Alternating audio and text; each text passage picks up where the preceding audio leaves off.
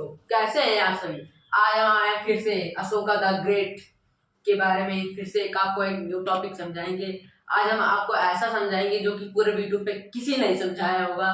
तो चलिए इस वीडियो को स्टार्ट करते हैं। और जो इस वीडियो पे न्यू है वो पहले से कृपया चैनल को सब्सक्राइब करें, लाइक करें, कमेंट करें और शेयर करें इस वीडियो को। तो चलिए अब स्टार्ट करते हैं अशोका द ग्रेट के बारे में। जानते हैं कि अशोका द ग्रेट विश्व में सबसे फेमस राजा हैं। तो इनके बारे में कोई जान नहीं सकता, ऐसा हो नहीं सकता, लेकिन इनके बारे में कुछ डिटेल से जान लेते हैं। तो चलिए अब एकदम इनके साम्राज्य विस्तार के बारे में जान लेते हैं। पिछले वीडियो में हमने आपको अशोका द ग्रेट के बारे में कुछ इनका जीवन परिचय के बारे में हमने आपको कुछ बताया था, लेकिन आपको इसमें रटना जरूरी नहीं है, आपको याद करना व समझना जरूरी है। हमने आप किसी भी वीडियो में, चाहे वो हमारा जियोग्राफी का हो, हिस्ट्री का हो या साइंस का हो, किसी में हमने आपको रटवाया नहीं है। तो चलिए इस वीडियो को स्टार्ट करते हैं। इससे पहले हम आपको एक इंफॉर्मेशन देना चाहते हैं। अगर आपको मैथ या इससे रिलेटेड कुछ भी क्लास 9th या 10th की, अगर आपको कुछ भी सब्जेक्ट के बारे में जानकारी प्राप्त करनी है या फिर उसके विषय में आपको, या फिर मैथ साइंस एसएसटी इन सब विषयों की अगर आपको क्लासेस चाहिए तो कृपया आप कमेंट करें और कहें कि हमें इस क्लासेस को चाहिए, क्योंकि आप जानते हैं कि concept is a power, concept is a power. तो कॉन्सेप्ट के साथ क्लास 9th व 10th की math SST science Hindi English in सब के बारे में हम आपको इसी चैनल पे स्टडी विद प्रिया में समझाएंगे। तो कृपया आप इसके लिए कमेंट जरूर करें, कमेंट जरूर करें। तो चलिए फटाफट से अपने लेक्चर पे वापस आते हैं। देखिए साम्राज्य विस्तार, साम्राज्य विस्तार अशोक का। तो देखिए अशोक साम्राज्य विस्तार कैसे करता है। अशोक द ग्रेट जो है उसके साम्राज्य विस्तार के बारे में हम जानेंगे, उसके साम्राज्य विस्तार के बारे में हम जानेंगे। तो इसका साम्राज्य विस्तार कैसे होता है। अशोक का साम्राज्य विस्तार जो है, उसने सबसे पहले हमने आपको बताया था कि उसने कश्मीर पे आक्रमण किया था। कितना गलत किया। आज वो भी पाकिस्तान वाला हाल कर रहा है, उसने भी, उसको भी कश्मीर चाहिए, उनको भी कश्मीर चाहिए। कश्मीर में रखा क्या है अगर आप नहीं जानते तो आप जान लीजिए कि कश्मीर जन्नत है पूरी दुनिया का, भारत का स्वर्ग है। इसलिए कश्मीर को सब चाहते हैं, कश्मीर को सब चाहते हैं। तो कश्मीर को सबसे पहले उसने युद्ध सबसे पहले उसका युद्ध कश्मीर में हुआ था। फिर उसके बाद उसने किससे आक्रमण कर लिया था।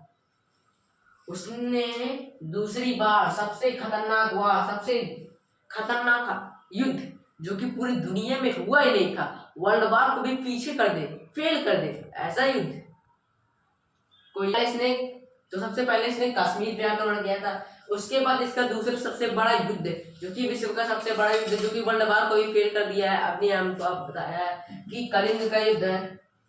इसका युद्ध है कलिंग का युद्ध है।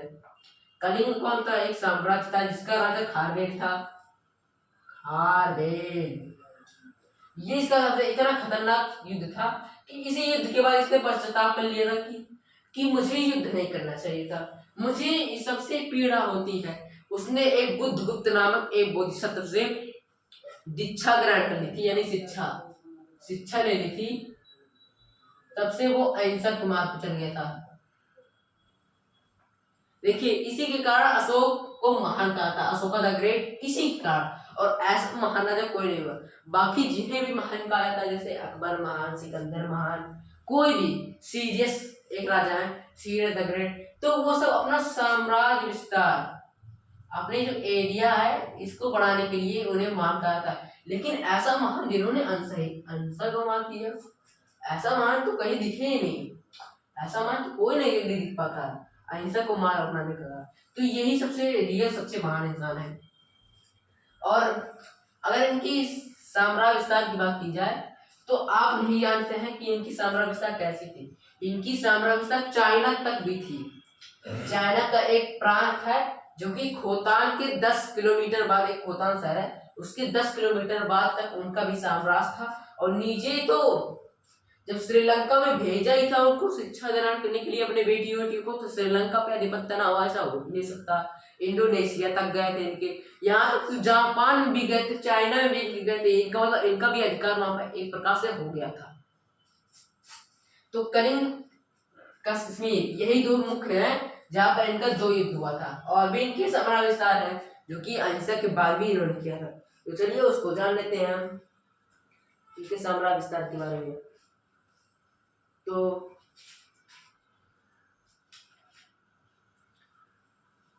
इनका साम्राज्य विस्तार कुछ इतने तक ही है। और भी कुछ लोग पे इन्होंने देहरादून से कालपी को जीत लिया था,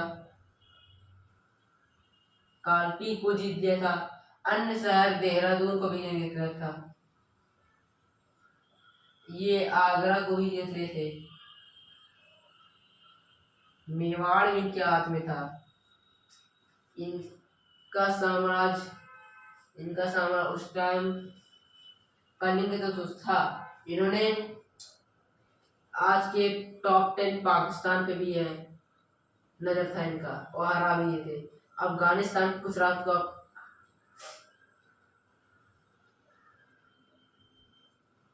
देखिए उस समय ये देश तो नहीं थे, ये तो दोनों देश हैं। इनके पार्ट तो देखिए पाकिस्तान को कुछ ही पार्ट, जैसे इन्होंने पंजाब पे व खैबर पख्तूनख्वा जैसे राज्यों पे हमला किया था। सिंध पे भी इनका विजय, बलोचिस्तान पे, लेकिन बलोचिस्तान कुछ पार्टों पे नहीं था।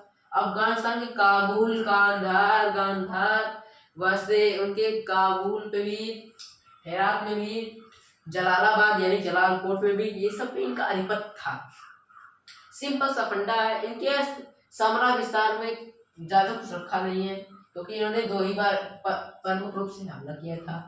अब इनका साम्राज्य, इन्होंने तो डायरेक्ट बंगाल को भी हाथ में ले लिया था। इतना पावरफुल देश के एरिया में इन्होंने डायरेक्ट बंगाल को भी हाथ में ले लिया था। इसको बंगाल को भी,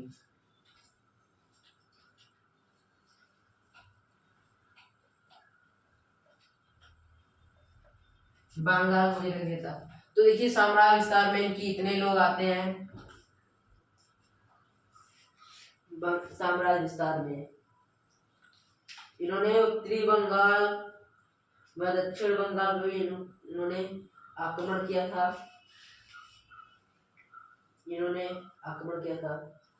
अब हम अशोक के उत्तराधिकारी के बारे में जान लेते हैं।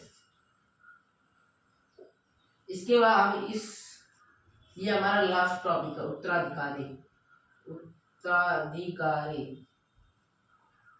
उसके बाद आपको अगली वीडियो में हम अशोक के धर्म यानी धर्म के बारे में और शासन प्रबंध, इस सबको मैं कंबाइन करके आपको पढ़ा दूंगा। तो इसके उत्तराधिकारी के बारे में जान लेते हैं। उत्तराधिकारी यानी इसके बाद इसका होने वाला राजा, इस साम्राज्य का अशोक के बाद होने वाला राजा तो कौन होता है? सबसे पहले कुणाल नाम का एक राजा होता है, मतलब इसके बाद एक कुणाल नाम का होता है। तो कुणाल जो होते हैं वो कुछ यही 15 से 30 साल तक रह पाते हैं, क्योंकि 15 साल के बाद इनकी शक्ति घटने लगती है और 30 साल तक इनकी मृत्यु हो जाती है। यानी इनकी साम्राज्य घटने लगती है शक्ति, और ये भी युद्ध हारने लगते हैं। तो 15 साल से 30 साल तक इन्होंने राज किया था, मतलब 25 साल से 15 साल नहीं। और उसके बाद दशरथ सर आते हैं। महाराजा दशरथ, इन्होंने भी देखिए दशरथ थे वो थोड़ा पावरफुल थे। उन्होंने फिर से रिपीटली अपने राज्य को उतना स्तर तक बना लिया था, लेकिन जितना इन्होंने पाकिस्तान व अफगानिस्तान व बंगाल के क्षेत्र इन सबको इन्होंने खो दिया था। ये सब इनके राज्य से हटते थे। कश्मीर पे भी बहुत कभी कंट्रोल था, कलिंग पे था, कालपी, देहरादून, आगरा, मेवाड़, इन सब पे था इनका, लेकिन कश्मीर पे ज्यादा नहीं था, इसलिए इनको आधा कट बना सकते थे। उसके बाद इन्होंने भी कुछ 40 से 50 साल तक शासन किया था अपना। उसके बाद दशरथ के बाद कौन आते हैं? संप्राति आते हैं। ये संप्राति जो है ये भी थोड़े पावरफुल राजा हैं, लेकिन ये भी कुणाल के भांति ही थे। ये थोड़े हिंसा वाले भी थे। इनमें थोड़ी हिंसा की प्रति भी थी, क्योंकि इन्होंने क्या किया था, एक बार हिरण को भी मार दिया था इन्होंने। तो इनका शासनकाल कुछ 30 से 40 साल तक। अब इधर सबका शासनकाल घटते जाएगा। ये 3 पावरफुल राजा है, कुणाल, दशरथ, शांतप्रति। उसके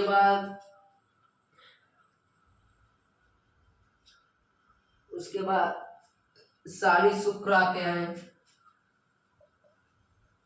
सारी शुक्र आते हैं। ये भी एक प्रकार के राजा थे, लेकिन ये ज्यादा टिक नहीं पाते थे, कुणाल से नीचे स्तर पे थे।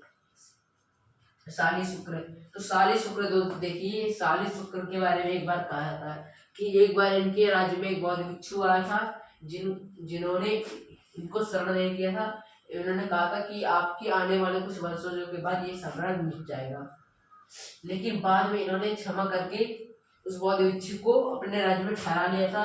लेकिन कुछ समय बाद वो बौद्ध भिक्षु वहां से भाग गए थे। साली शुक्र, तो साली शुक्र का शासनकाल भी कम ही था, 15 साल से 16 साल तक इनका शासनकाल था। देखिए अब यहाँ पर घट गया इनका शासनकाल, सबका घट गया। देखिए यहाँ पर शासनकाल। उसके बाद देखिए देव शर्मा आते हैं। देव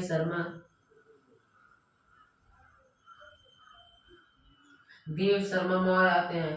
इनका शासनकाल 10 से 18 से 20 साल तक का था। 18 इनके बारे में कुछ ज्यादा कहा नहीं जाता है। देखिए देव शर्मा के बाद बहुत लोग कहते हैं कि देव शर्मा के बाद राजा नहीं हुए थे। देव शर्मा के बाद राजा नहीं हुए थे, लेकिन इनके राजा से कोई मतलब नहीं है। इनके 2 राजा थे जो कि बहुत कम थे और बहुत कम शासनकाल के थे। एक थे सत्यधनुष, जिन्होंने 15 से 16 साल तक राज किया था। उसके बाद थे एक वेदरथ, जिन्होंने 5 साल तक राज किया था, 5 से 6 साल तक। उसके बाद इनकी डेथ कर दी जाती है, यानी इनको मार दिया जाता है।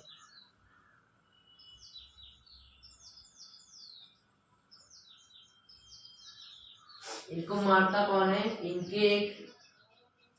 इनके सेनापति इनको मार देते हैं। देखिए सबके पुत्र ही मार रहे हैं। जैसे देखिए किसमें, शिशुनाग वंश में, नंद वंश में, हर्यक वंश में देखिए क्या हुआ था, मार दिया था।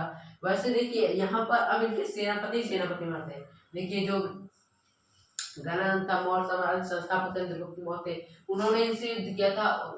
जो चंद्रगुप्त मौर्य थे वो कुछ समय तक नंद, जो मतलब घनानंद थे, उनके वफादार बने रहे। उन्हें नहीं पता था कि उनकी पिता की मृत्यु इन्होंने किया था, तो वो उनकी इतने वफादार थे। जब इनको पता चला था तब इन्होंने अपना व्यापार तोड़ना शुरू कर दिया, और वो भी इनकी तब तक ले जो घनानंद थे उनको एक सेनापति के रूप में उन्होंने देखना शुरू कर दिया था। तो उनके सेनापति यानी चंद्रगुप्त मौर्य, जो सेनापति के चंद्रगुप्त मौर्य थे,